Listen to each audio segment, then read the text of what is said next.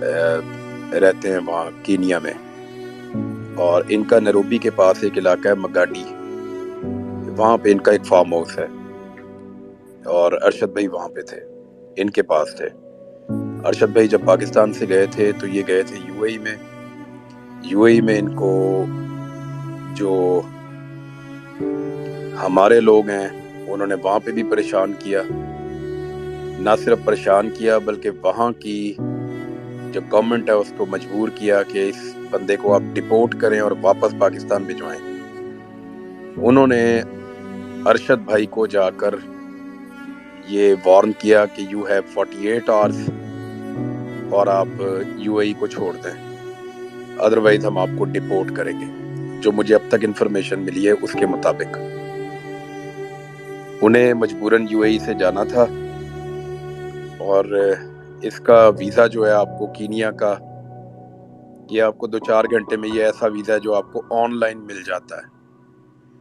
ان کے پاس ابھی تک میری انفارمیشن کے مطابق یو کے کا ویزا ہی موجود نہیں تھا، تو انہوں نے کینیا کا ویزا حاصل کیا اور اس کے بعد وہ وہاں سے نیروبی چلے گئے کینیا،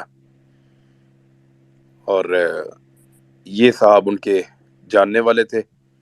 ان کے فارم ہاؤس پہ ارشد بھائی پہنچے ہیں، اور ارشد بھائی نے سب کو یہی بتایا کہ میں لنڈن چلا گیا ہوں۔ میرے پاس، باقی دوستوں کے پاس یہی انفارمیشن تھی۔ 3 دن پہلے غالباً انہوں نے اپنے ایک دوست کو بتایا کہ میں افریقہ میں ہوں۔ 2-3 مزید لوگوں کو یہ بات پتہ چلی کہ وہ افریقہ میں ہیں۔ یہ بات ڈسکلوز ہوئی ہے کوئی 3 دن پہلے۔ لندن میں جو لوگ رہتے ہیں وہ بھی یہی سمجھتے رہے ہیں کہ ارشد شریف صاحب ان کے آس پاس ہی ہیں کہیں پہ، اور ہم بھی یہی سمجھتے رہے ہیں کہ ارشد شریف صاحب برطانیہ میں موجود ہیں۔ یہ وہاں نیروبی میں موجود تھے۔ اب جو انفارمیشن آ رہی ہے، یہ ایک بڑے سائز کی گاڑی ہے، لینڈ کروزر ٹائپ۔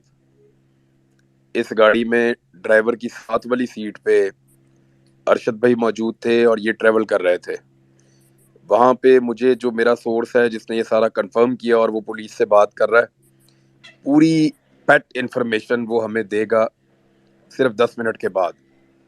لیکن ابھی اس نے جو مجھے انفارمیشن دی ہے میں شیئر کر دیتا ہوں۔ وہ کہتا ہے جی یہاں پولیس کا یہ روٹین ہے کہ پولیس روڈ کو بلاک کر دیتی ہے، اور وہ روڈ کو بلاک کرتی ہے چیکنگ کرنے کے لیے، اور وہ روڈ بہت سلو کر دیتے ہیں پولیس والے۔ تو انہوں نے روڈ کو بلاک کیا ہوا تھا، دونوں طرف سے وہ پائپس اور چیزیں لگا دیتے ہیں۔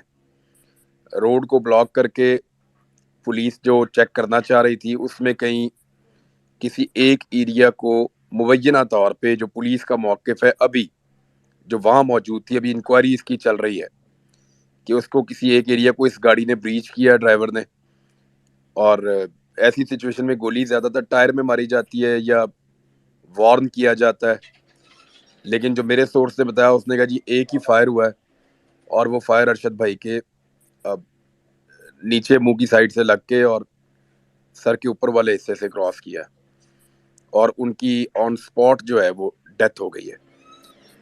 تو یہ اب تک جو انفارمیشن ہے یہ ہے، ارشد بھائی کی ڈیڈ باڈی لوکیٹ ہو گئی ہے۔